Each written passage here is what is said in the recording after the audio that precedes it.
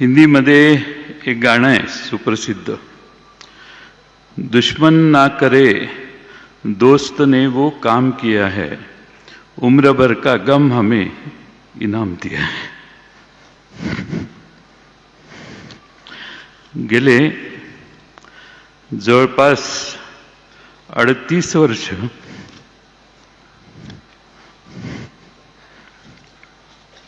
आम्ही एकत्रित काम केलं. क्लासमेट म्हटलं की 10-12 वर्षाची साथ असते, पण मला आठवते 1991 पासून आम्ही विधानसभेच्या एका वर्गात जवळपास शेजारी शेजारी बसायचो. 1914 पासून तर शेजारी बसण्याचे प्रसंग अनेक आले. अनेक पैलू दादांचे आम्ही सगळ्यांनी जवळून पाहिले. माझ्याकडे तर प्रचंड आठवणी आहेत. खुल्या मनाचा, दिलदार मनाचा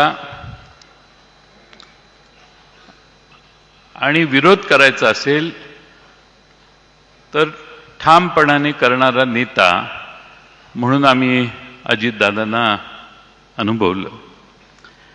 राजकारणामध्ये गोड बोलावं लागतं, सर्वांना सांभाळून घ्यावं लागतं,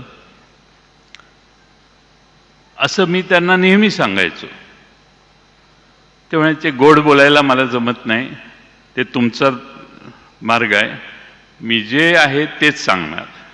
मग एखाद्या मिटिंगच्या आधी सांगितलं की हे आता अमक्या अमक्या जिल्ह्यातले अमक्या अमक्या तालुक्यातले येत आहेत, थोडं शांतीनं घेऊ आणि नंतर आपण हँडल करू, मला सांगायचं आत्ताच सांगणार मी. एवढा ठामपणा मी महाराष्ट्रातल्या देशातल्या कुठल्याही नेत्यामध्ये आजपर्यंत बघितला नाही. जे असेल ते समोर आणि रोखठोक. आणि म्हणून अजितदादांना दादांच्याबद्दल एक घोषणा असायची, मी मगाशी सांगितलं, एकच वादा अजितदादा. आणि ते खरंच होतं की महाराष्ट्रातल्या सगळीकडं आम्ही जिथं जिथं त्यांच्यावर गेलो, जनतेला ही खात्री असायची आणि म्हणून जनताच घोषणा द्यायची, एकच वादा अजितदादा.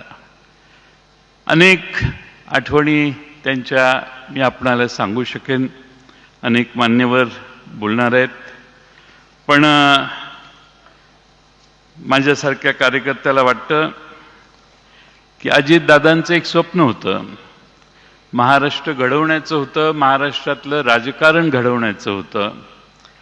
आणि त्यासाठी हळूहळू पुन्हा मैदान तयार करावं, हळूहळू संघटना आणखीन जोरदारपणाने वाढवावी आणि एकसंघपणाने या मैदानात अधिक ताकदीनं काम करावं, हे दादांचं स्वप्न होतं. आणि हे स्वप्न पाहत असतानाच नियतीने मोठा घात केला.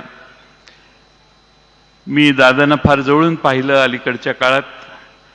प्रचंड महत्वाकांक्षी आणि कुठल्याही आव्हानाला तोंड देण्याची मानसिकता असणारे दादा मी फार जवळून बघितले. आणि म्हणून आज मला म्हणावं लागतंय की प्रचंड मोठ्या महत्वाकांक्षेची राख रांगोळी त्या अपघाताने झाली.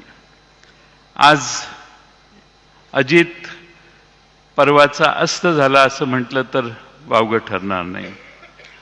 खरं म्हणजे वाऱ्यासारखा महाराष्ट्रभर फिरणारा दादा एका क्षणात शांत कसा झाला हे आजही महाराष्ट्राला कोडं आहे. अजितदादांना टापटीप आवडायची, पण व्यक्तिगत संबंध अजितदादा फार सुरेख सांभाळायचे. अनेक असे प्रसंग आहेत की ज्या प्रसंगातून मी पक्षाचा अध्यक्ष होतो, त्यावेळी असे अनेक प्रसंग आहेत की एखाद्या मतदारसंघातल्या एखादी गोष्ट करायची असेल तरी दादांचा फोन यायचा, आपल्याला हेच केलं पाहिजे, हे स्पष्ट मतभेद झाले तरी मला हेच वाटतं असं सांगून फोन ठेवायचे. त्यामुळे स्वतःचं मत मांडायला दादा कधी कसरले नाही. आम्ही एका पक्षात फार वर्ष काम केलं. काँग्रेस पक्षातून राष्ट्रवादी पक्षाची स्थापना झाली. आदरणीय शरद पवार साहेबांच्या नेतृत्वाखाली पवार साहेबांचे त्यांच्यावर प्रचंड मोठं संस्कार होते आणि मी फार जवळून बघितलं अलीकडच्या काळात की पवार साहेबांच्यावर त्यांचं प्रचंड प्रेम होतं. आज खरं म्हणजे पवार साहेबांचा मी तर म्हणेन आजही पवार साहेबांचा हुकमी एक्का अजित पवारच होते. एवढा अजित पवारांच्यावर शरद पवारांचा त्यांच्या कर्तबगारीवर फार मोठा विश्वास होता. आज खरं म्हणजे आपण सगळे दादांना एकत्रित निरोप देण्यासाठी इथं आलोय किंवा श्रद्धांजली वाहण्यासाठी येतोय.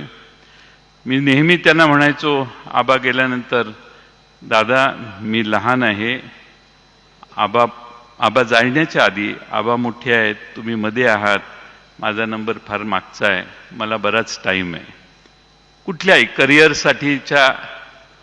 पण असं कधीही मनात आलं नाही की आबा जातील आणि त्यानंतर दादा देखील अचानकपणानं असे जातील.